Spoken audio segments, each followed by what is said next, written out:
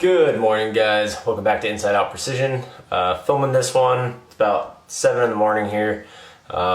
Super busy this time of year, getting ready for bow season, and just was up too late last night. So anyway, morning edition. I just had my coffee, so hopefully this goes well. So today we're going to talk about anchor point. I probably get 50 messages a week from people asking me if I can, look at their anchor point and give them any tips. So we're going to kind of go over kind of why a good anchor point is important, and then how to achieve a repeatable anchor point that you can do every single time. So the biggest thing with an anchor point is consistency. So there's a lot of different anchors out there, but it needs to be repeatable. So by far and away, the most common one you're going to see is kind of 3 points of contact. And that's going to be tip of the nose, the string then comes by the corner of the mouth, and then this hand is on the jaw. Now, whether you're shooting an index style release like I'm going to show today, or a handheld, literally the only difference is the position of my hand here. There's the string position, my head position, all that is going to remain the same. Now I do want to preface this that draw length, if your draw length is way too long, it's going to be really hard to do this. If your draw length is too short, you should still be able to bend your arm and get your hand into position. But if you haven't seen my video on draw length, I would recommend checking that out if you're a new shooter, because when you have the correct draw length, it makes everything else a lot easier.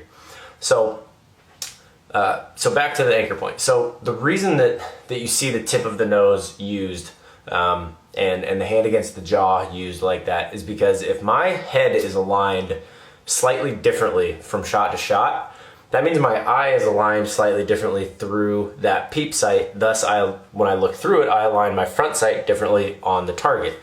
So if you have what I call a floating anchor, which looks something like this, remember, always load an arrow if you're gonna draw your bow. If you have a floating anchor, which I see this a lot of, if you can see from the front there, it's like the string's not really touching anything, their head's craned over, their hand's just kind of up here by their ear. There's so much variation shot to shot, and I mean just a millimeter or two of difference. I'm using my fingers, the string here. If my head is here one time and here another and here another, even though I'm aiming the same way, even though I'm putting the pin in the middle, it's gonna impact in a different spot because my head started in a different position, thus I align my front sight differently. So having one that you can repeat every single time is very important, and the point of the nose is a small point that I can find every time, and if I'm not on it, it's easy to tell. Whereas if that string is just like floating back here on my cheek, there's really no defined point. Like, yeah, I might be able to feel kind of the same spot, but it's not as defined as the point of the nose. So what I like to see, so I'm going to show you and then we'll kind of go over how to do it. What I like to see is when somebody draws back, their head is up over their body, comes right into the jawline, kind of right where the jaw turns down by the ear. My index knuckle touches right there. Nose comes right onto the string.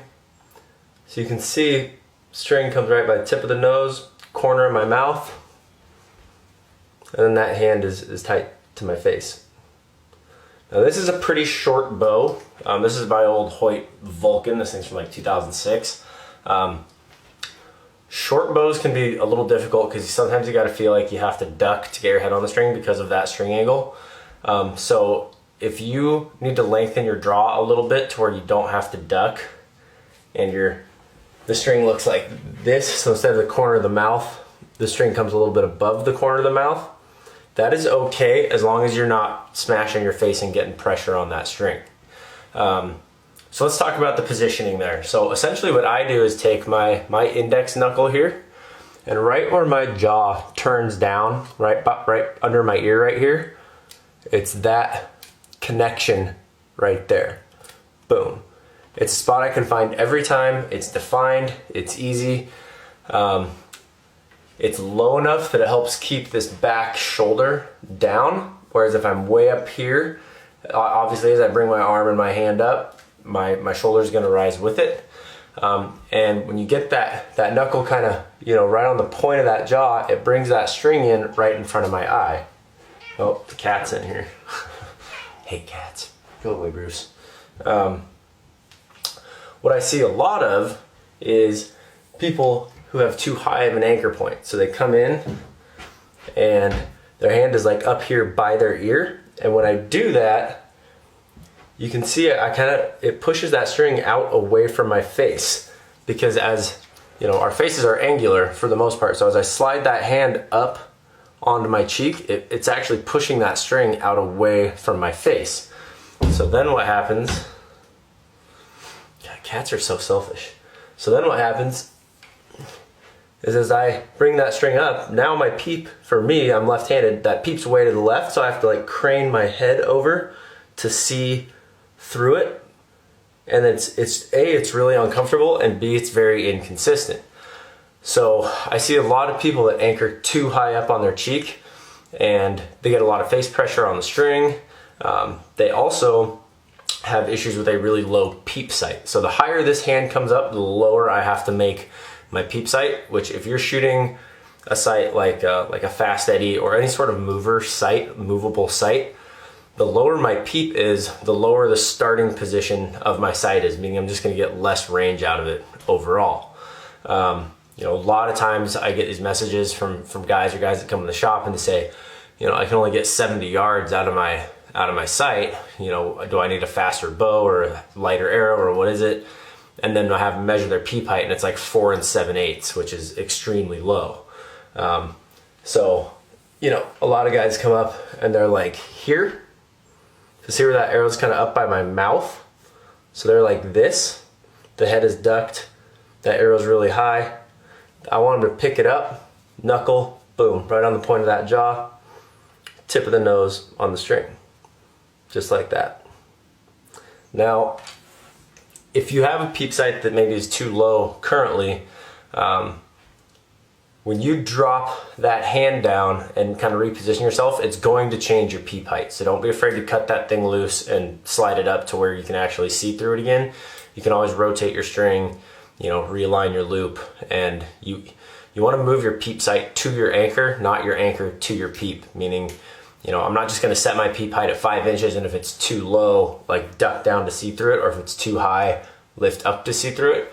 I'm going to anchor, like what we do at the shop is we have people come in and anchor with their eyes closed in just a comfortable spot, and then open and look through the peep or look at their front sight. So, you know, they'll draw. So, okay, close your eyes and anchor. They come in and they anchor. We go, all right, now look at your front sight. And when they open their eyes and look at their front sight, if the peep sight is too low or too high, we will move it until it's centered around their front sight. So again, with, you know, whether it's an index style or a handheld, literally the only difference between my index and my handheld is about, I don't know, 15 degrees in my hand here. So a handheld, basically between, you know, kind of these two knuckles. Let's set this down real quick. Ugh. A handheld release, like if I'm shooting a hinge, my jawline, that point on my jaw right here, basically is just gonna go kind of right between those two knuckles. So, you know, if your draw length is too long, again, you know, if you draw back and you're super stretched out, you're not gonna be able to get into your anchor point. If you draw back and you're too short, let's say like your arm is straight, you draw back and it stops right here, you should still be able to bend that front arm and get everything into your anchor point, and then it's just a matter of getting your draw length extended in the front half to get that arm out. So, you know, there's a lot of different anchor points out there. Like I said, this is not the only one, but generally speaking, if I can get those 3 points of contact, tip of the nose, right by the corner of the mouth, and then knuckle behind the jaw, it's gonna create a very repeatable shot process, basically, or anchoring process for you, thus creating more consistency downrange. Now, I know I'm gonna get a ton of questions on what do you think of kisser buttons? What do you think of nose buttons? You know, I think they're a helpful tool when you're beginning to shoot. I don't think that they are like the cure-all for everything. You know, I put a nose button on my target bow because a guy had an extra one at the shop. He wanted the big one, so I put the small one on my bow. Didn't really do anything for me, but I've also been shooting for 20 years and I'm very, you know, comfortable in my anchor. I don't really think about my anchor. I've done it so many hundreds of thousands of times. For someone who's brand new, what's nice about the nose button is that it makes that point on your nose even more noticeable. And if you're smashing too hard into it, it hurts, so it tells you right away. Kind of the same with the kisser button. But the problem with kisser buttons that I see is people spend so much time monkeying around trying to get that kisser button right that they're at full draw for like 7 or 8 seconds before they even start to aim the bow, and it almost does more damage than good. So that kind of brings me to my next point, which is, when you're practicing, you want to really work on sneaking into that anchor point just one time. If you watch a lot of these pros, they don't draw back and then do this, getting settled in. They draw back, boom, settle in one time, and execute the shot. So, like I said, what I see a lot of, especially with kind of new shooters, and this is just because, they're practicing, but they draw back and it's this.